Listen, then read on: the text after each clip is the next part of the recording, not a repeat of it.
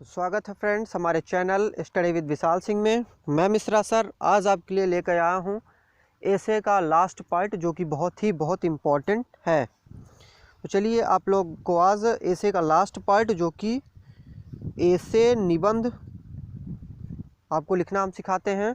आपको हम best word limit बताते हैं, बेस्ट आपको तरीका बताते हैं कैसे आपको लिखना है, कितनी वर्ड लिमिट रखनी है, किन किन बातों का ध्यान रखना है।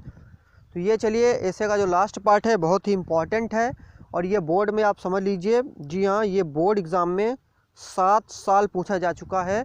मैं स्पेशली अगर यूपी बोर्ड क्लास 10th की बात करूं तो ये ऐसे क्लास 10th में 7 साल लगातार पूछा जा चुका है। तो आप समझ सकते हैं कि आपके लिए कितनी इम्पोर्टेंस रखता है ये ऐसे। तो चलिए आप ध्यान दीजिएगा, very most important topic for all class, for all board के लिए ये ऐसे बहुत इंपॉर्टेंट है। हम यहाँ पे आपको बताते हैं अपने चैनल के माध्यम से best method to write the ऐसे, सबसे अच्छा तरीका ऐसे लिखने का और फुल मार्क्स। जी हाँ, अगर आप हमारे टिप्स को फॉलो करते हैं तो ये गारंटी है आप बोर्ड एग्ज़ाम में फुल मार्क्स गेन करोगे।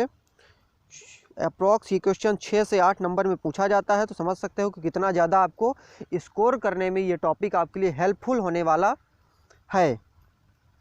तो देखिए हमारा जो लास्ट पार्ट है part 6, my school, my college and ideal school. ये आपको 3 अलग अलग नामों से मिल सकता है, तो आपको घबराना नहीं है। कॉलेज पे भी हम सेम उसी तरह लिखते हैं, बस स्कूल की जगह कॉलेज लिख देते हैं, और अगर हमें स्कूल पे लिखना है तो हम वहाँ पे स्कूल लिखते हैं।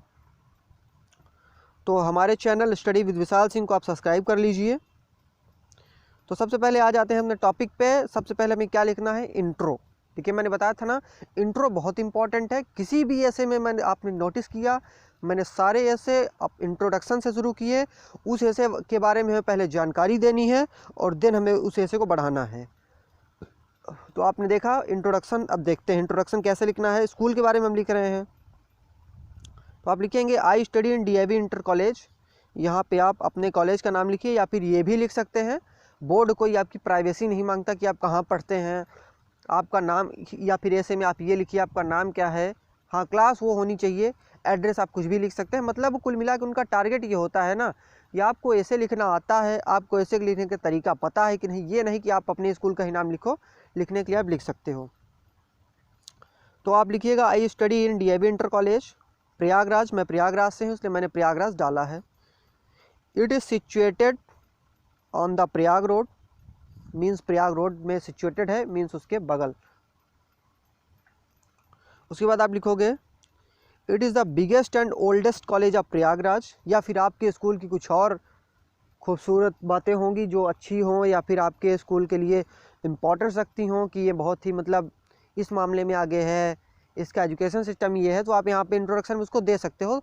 तो मैंने लिख दिया कि क्योंकि ये कॉलेज काफ़ी ओल्ड है इसलिए मैंने यहाँ पे लिख दिया it is the biggest and oldest college of Prayagraj. तो इंट्रो आपका हो गया। मैंने बताया था इंट्रो आपका एटलीस्ट 15 से 20 वर्ड का होना चाहिए, इतना आप कोशिश करिएगा। तो चलिए अगली लाइन अब हम देखेंगे। अब किसी स्कूल की अगर हम बात कर रहे हैं तो उस स्कूल का हमने इंट्रो दे दिया, नाम क्या है, सिचुएटेड कहाँ है, उसकी एक दो खासियत बातें, एक दो खास बातें, एक दो इम्पोर्टेंस रखने वाली बातें हमने डिस्कस कर ली। अब उसके बाद हमें क्या करना है कि उस स्कूल की बिल्डिंग के बारे में हमें बात करनी है। सेकंड हेडिंग आप फिक्स रखिए, बिल्डिंग के बारे में आपको डिफाइन करना है। तो आप डाल दीजिएगा इट्स बिल्डिंग। उसमें आप पहली लाइन लिखिएगा the building of our college और स्कूल। देखिए मैंने यहाँ पे ये चीज़ लगा दिया है, मतलब अगर आप स्कूल के बारे में लिख रहे हैं तो आप अपने पूरे निबंध में ये चीज़ नोट पॉइंट आप डाल लीजिए। जी हाँ, नोट है, बहुत इंपॉर्टेंट है। अगर आप कॉलेज के बारे में लिख रहे हैं, कॉलेज के बारे में लिख रहे हैं, तो आप या जहाँ जहाँ मैंने स्कूल या कॉलेज, मैंने कहीं कुछ जगह तो स्कूल कॉलेज इस तरह लिख दिया है, कहीं मैंने सिर्फ कॉलेज लिखा है, कहीं मैंने सिर्फ स्कूल लिखा है। तो मैंने इसलिए लिखा है कि जो बच्चे कॉलेज के लिए एप्लीकेशन लिखना, आई मीन ऐसे लिखना चाहें कॉलेज पे, तो वो लिख सकते हैं। आपके कॉलेज पे लिखने के लिए आ गया, स्कूल पे लिखने के आ गया, तो आप लिख सकते हैं। तो अगर आप स्कूल पे लिख रहे हैं तो आप यहाँ पे स्कूल लिखिएगा, सिर्फ एक चीज़ लिखिएगा, और आप अगर कॉलेज लिख रहे हैं तो यहाँ पे आप सिर्फ कॉलेज लिखिएगा। समझ गए आप? तो आप बिल्डिंग में पहली लाइन क्या लिखेंगे, the building of our school college is impressive and grand, मतलब अच्छी है, और ग्रैंड मतलब बड़ी है, मतलब विशाल है। ठीक है, अगली लाइन आप लिखेंगे there are 60 rooms in our school और कॉलेज। देखिए फिर मैंने वही चीज़ मेंशन करी, आप इसमें एक यूज़ करेंगे, मैंने आपको बता दिया है। तो आप लिखेंगे there are 60 rooms in our school. मतलब हमारे विद्यालय में 60 कमरे हैं। तो ये चीज़ बहुत इंपॉर्टेंट है बिल्डिंग के लिए, इतना आप उसमें लिखिएगा ज़रूर। उसके बाद आपको क्या लिखना है, there are beautiful flower beds around our college. Beautiful flower beds मतलब फूलों की कतार। There are beautiful flower beds around our college मतलब हमारे कॉलेज के चारों तरफ। यहाँ पे आप स्कूल भी लिख सकते हैं, मैंने जैसा कि आपको बता दिया है, तो आप बार बार इस पर विचलित मत होइएगा। तो आप अगली लाइन क्या लिखेंगे, there are beautiful flower beds around our college. हमारे कॉलेज के चारों तरफ फूलों की अच्छी सी कतार है या फूलों का अच्छा सा बगीचा है। अगली लाइन आपको क्या लिखनी है, there is a big library having thousands of book every subject. There is a big library मतलब हमारे विद्यालय के अंदर, हमारे कॉलेज के अंदर एक बहुत बड़ी लाइब्रेरी है। ये लाइन आपको लिखनी है। Means there is a big library मतलब हमारे स्कूल या कॉलेज के तरफ एक बहुत बड़ी लाइब्रेरी है। ये लाइन आपको बिल्कुल लिखनी है। उसके बाद इसका मतलब क्या हुआ, having thousands of book every subject. तो हैविंग थाउजेंड ऑफ बुक मतलब जिसमें हज़ारों किताबें हैं, ऑफ एवरी सब्जेक्ट मतलब प्रत्येक विषय की।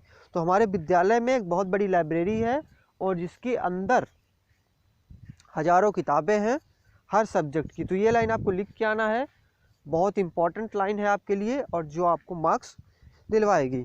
तो चलिए अब हम बात करेंगे अगले पॉइंट पे। ये मैंने आप देखिए इंट्रो मैंने ख़त्म कर दिया, इट्स बिल्डिंग की है ये दूसरी हेडिंग। ये थोड़ा इंपॉर्टेंट रखती है इसलिए आप इसमें 20 वर्ड लिख के आइएगा। कितना, 20 वर्ड। हर ऐसे में, हर हेडिंग में हम आपको वर्ड लिमिट बता रहे हैं, लिखने का बेस्ट तरीका दे रहे हैं। तो आपको ये चीज़ें बिल्कुल फॉलो करनी है और यही चीज़ें आपको करके आनी है। उसके बाद आपकी जो अगली हेडिंग होने वाली है, एक मिनट, हाँ, तीसरी हेडिंग, थर्ड हेडिंग जो आप लिख के आएंगे कॉलेज या ऐसे जो आप निबंध लिखेंगे, तो आप थर्ड हेडिंग जो आप डालेंगे वो डालेंगे टीचर्स एंड स्टूडेंट, मतलब वहाँ के विद्यार्थी कैसे हैं और वहाँ के अध्यापक कैसे हैं। तो ये चीज़ बहुत इंपॉर्टेंट है, इसको आप ज़रूर लिखिएगा। तो कैसे आप लिखेंगे, चलिए हम उसको देख लेते हैं। There are 66 teachers in my college. देखिए जो मैं देयर आर से सेंटेंस बना रहा हूँ मतलब हमारे यहाँ 66 टीचर हैं, ठीक है। तो आपके स्कूल में जितने टीचर हैं आप वहाँ पे मेंशन कर सकते हैं 66 के प्लेस पर।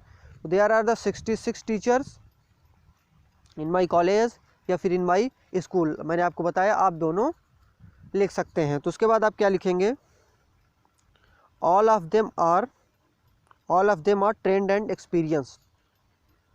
ऑल ऑफ देम मतलब उनमें से सभी, ऑल ऑफ देम मतलब उनमें से सभी, आर ट्रेंड मतलब बिल्कुल ट्रेंड है, मतलब बिल्कुल प्रशिक्षित हैं, एंड एक्सपीरियंस्ड और अनुभवी हैं। तो ये हमारे टीचरों की क्वालिटी हो गई। देखिए अब टीचर स्टूडेंट की आप बात कर रहे हैं तो कितने हैं, उनकी जानकारी और साथ में उनकी क्वालिटी भी आपको मेंशन करनी है।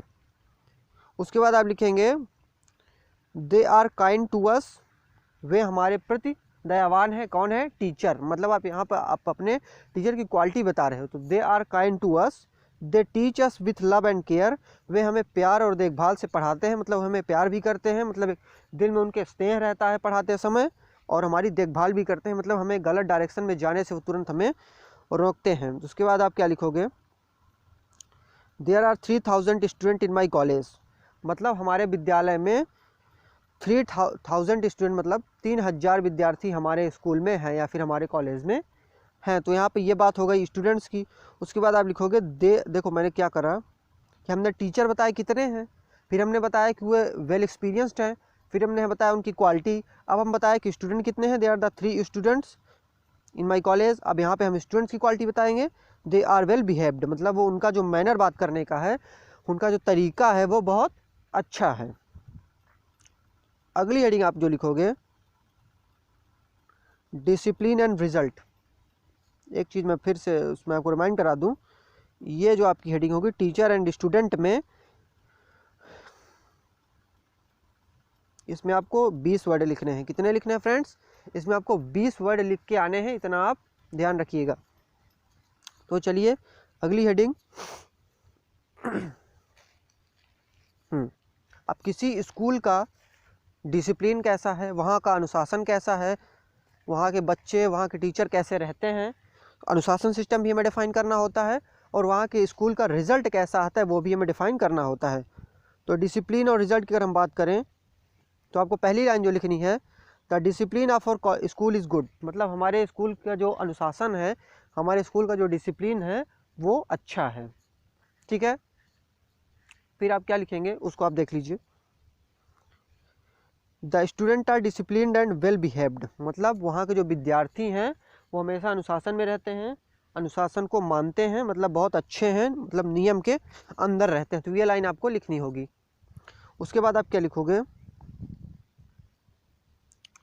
The result of our school has always been very good, मतलब हमारे विद्यालय का जो रिज़ल्ट रहता है वो हमेशा अच्छा रहता है। तो ये लाइन आपको लिखनी है कि the result of our school has always been very good. तो मैंने यहाँ पर जो हेडिंग डाली थी वो डिसिप्लिन एंड रिज़ल्ट की बात करी, तो डिसिप्लिन की बात तो कर ली कि यहाँ पे बच्चे जो हैं बिल्कुल मैनर में रहते हैं, बिल्कुल अच्छे से रहते हैं, बातों को मानते हैं, नियम के अंदर रहते हैं। और उसके बाद हम क्या लिखेंगे, रिज़ल्ट की जब बात करेंगे तो यहाँ का जो रिज़ल्ट है वो अच्छा रहता है। तो ये बात आपको डिफ़ाइन कर देनी है, और ये कोशिश करिएगा डिसिप्लिन और रिज़ल्ट वाले पोर्शन में आपकी जो वर्ड लिमिट होनी चाहिए वो 15 से 20 होनी चाहिए। देखिए जो मैं वर्ड लिमिट आपको बताता हूँ, हमारा टारगेट कुल मिला के आपको जितनी वर्ड लिमिट है उससे थोड़ा ज़्यादा देना है, जिससे आप भूल भाल के गलत फलत करके आप उतनी वर्ड लिमिट लिख के फिर भी आप पूरा नंबर पा सको। तो जिस हेडिंग में मैं जितने वर्ड लिमिट बता रहा हूँ उतने आप फॉलो करिए, आपको बेस्ट मार्क्स मिलेंगे। अब आपको लास्ट हेडिंग जो लिखनी है, एक मिनट, कंक्लूजन मतलब निष्कर्ष। हर हेडिंग में दो क्या मिडिल पोर्शन होता है, मिडिल पोर्शन के अंदर एक दो चीज़ें आती हैं, पहला इंट्रो होता है, लास्ट कंक्लूजन होता है, तो इसको आप बिल्कुल मत भूलिएगा। चलिए कंक्लूजन में आप क्या लिखेंगे उसको हम देख लेते हैं। School play great role in a life of student. Conclusion में मतलब निष्कर्ष, हमने स्कूल की बात अब करी तो स्कूल की क्या इम्पोर्टेंस है वो भी हमें दिखाना पड़ेगा। तो हमने क्या लिख दिया, स्कूल प्ले ग्रेट रोल, मतलब जो स्कूल होती है वह बहुत ही ग्रेट रोल लाइफ में प्ले करती है आपके। एक स्टूडेंट लाइफ में तो और बहुत बड़ा इंपॉर्टेंस होता है, उसका बहुत बड़ा महत्व होता है। तो आप पहली लाइन ये लिखेंगे। दूसरी लाइन आप क्या लिखेंगे, आई am proud of my school, मुझे अपने स्कूल पर गर्व है। स्कूल की जगह कॉलेज लिख सकते हैं, मुझे अपने कॉलेज पर गर्व है। तो ये बहुत ही इंपॉर्टेंट लाइन है, इसे आप बिल्कुल स्किप मत करिएगा। उसके बाद आप क्या लिखेंगे, द रूल्स मतलब नियम, डिसिप्लिन मतलब अनुशासन, एंड रिजल्ट्स मतलब परिणाम, of my school is good, हमारे विद्यालय का अच्छा है। तो the rules, discipline and result of my school is good. तो ये इतने हेडिंग आप, और एटलीस्ट एक चीज़ और बता दूं आपको, कंक्लूजन में आपको सिर्फ 15 वर्ड लिखना है, कंक्लूजन ज़्यादा मत करिएगा, ठीक है। जो कंक्लूजन होता है आपका उसमें आपको सिर्फ 15 वर्ड लिख के आना है। एक मिनट, मैं आपको स्क्रीनशॉट आप जल्दी जल्दी ले लीजिए और मैं पूरा पढ़ देता हूँ एक बार।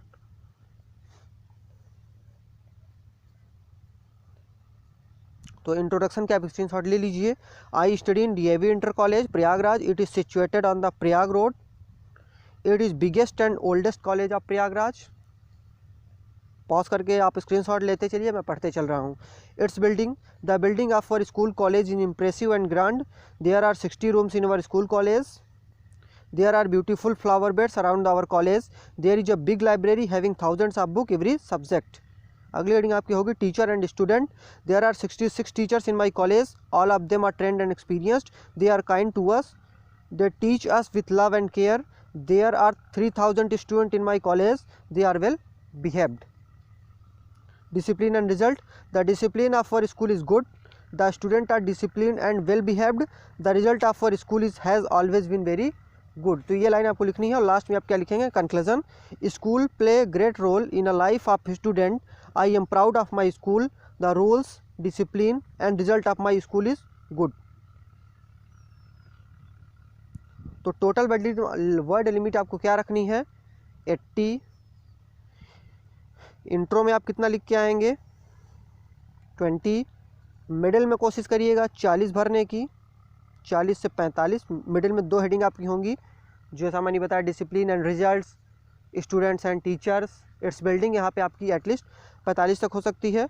और लास्ट में कंक्लूजन में आप क्या लिख के आएंगे, 15 वर्ड लिमिट। तो एटलीस्ट इतनी वर्ड लिमिट आप लिखेंगे और आपका सिस्टम बिल्कुल आप याद रखिएगा। जो आपका निबंध होना चाहिए वो मैं आपको बता दूं दोबारा, that should heading wise. Heading बहुत इंपॉर्टेंट है। तो चलिए वीडियो को करते हैं समाप्त। Thank you.